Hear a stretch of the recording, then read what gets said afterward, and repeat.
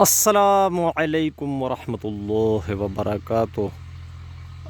آپ لوگوں نے ضرور یہ اعتراض سنا ہوگا کہ بعض لوگ خصوصاً جمعیت علماء اسلام پر اعتراض کرتے ہیں کہ جمہوریت کفر ہے اور تم جہاد کیوں نہیں کر رہے، خلافت کو قائم کرنا چاہیے، اور تم نے ووٹ کے ذریعے سے عورت اور مرد کو برابر کیا، ایک پاجر فاسق اور پوڈری نشئی اور ایک نیک انسان کی رائے کو ایک کیا، اس کو برابر کیا، اس میں فرق مٹا دیا۔ تو ہم جواب میں اسے بتاتے ہیں کہ یار تم بھی کچھ مانتے ہو، مثلاً جہاد یا خلافت یا اسلام مسلمان کے غلبے کی تم بھی بات کرتے ہو، تو اگر فرض کریں ہم جہاد کے لیے جا رہے ہیں تو ہم لوگوں سے مطالبہ کرتے ہیں کہ یار ہمارے ساتھ جاؤ، ہمارے ساتھ مدد کرو، خواہ وہ عورت مدد کرے پیسوں کا، سامان وغیرہ کا، اسلحے کا، یا مرد کرے،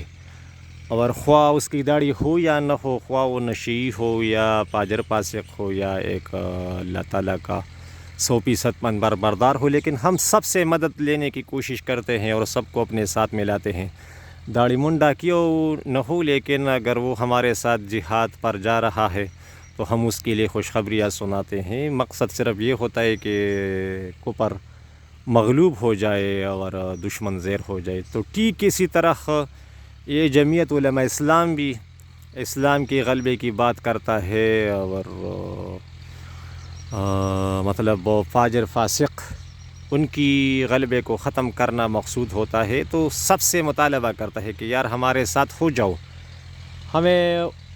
ووٹ دے دو، ہماری مدد کرو ووٹ کے ذریعے سے، رائے کے ذریعے سے، خواہ وہ مرد ہو یا عورت ہو، یا ایک نشئی انسان ہو یا نیک صحیح سالم صالح انسان ہو، جو بھی ہو، بس ہمارے ساتھ ہو کر رہیے اور اسلام کے غلبے کے لیے ہمارا ساتھ دیجیے۔ تو جس طرح ہم جہاد کے لیے جا رہے ہوں، تو ہر کسی سے مدد لینے کو ہم ٹھیک سمجھتے ہیں اور اس کے لیے خوشخبریاں سناتے ہیں۔ تو ٹھیک کس طرح اگر جمعیت علماء اسلام لوگوں سے رائے لینے کا اور اپنا ساتھ دینے کا مطالبہ کرے، خواہ وہ نیک ہو یا بد ہو، تو اس میں بھی کوئی مضائقہ نہیں ہے۔ ادھر جب آپ جہاد اور خلافت کی بات کرتے ہو تو اس میں تو آپ یہ نہیں کہتے ہیں کہ یہ یار تم نیک نہیں ہو، ہمارا مدد نہ کرو، یا جہاد میں ہمارے ساتھ نہ نکلو، پہلے نیک ہو جاؤ اور پھر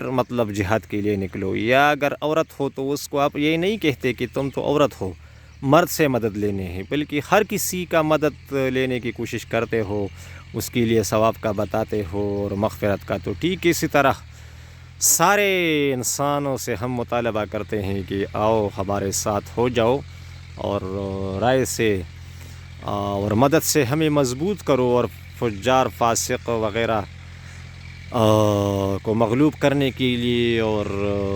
اسلام اور مسلمانوں کو غلبہ دینے کے لیے، اسلامی قانون نافذ کرنے کے لیے ہمارا ساتھ دو۔ تو اس میں کوئی مضائقہ نہیں ہے۔ امید ہے کہ